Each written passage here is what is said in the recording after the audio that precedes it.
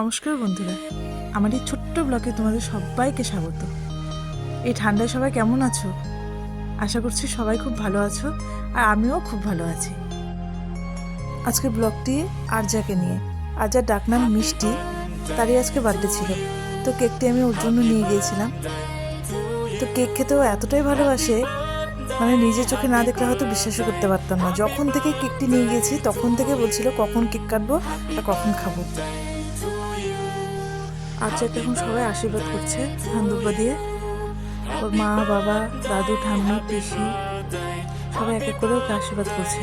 বন্ধু, তোমরাও ওকে আশীর্বাদ করো যাতে ও বড় হয়ে মানুষের মতো মানুষ হতে পারে। দেখো বন্ধুরা, আরজা কেক খেতে কতটাই ভালোবাসে।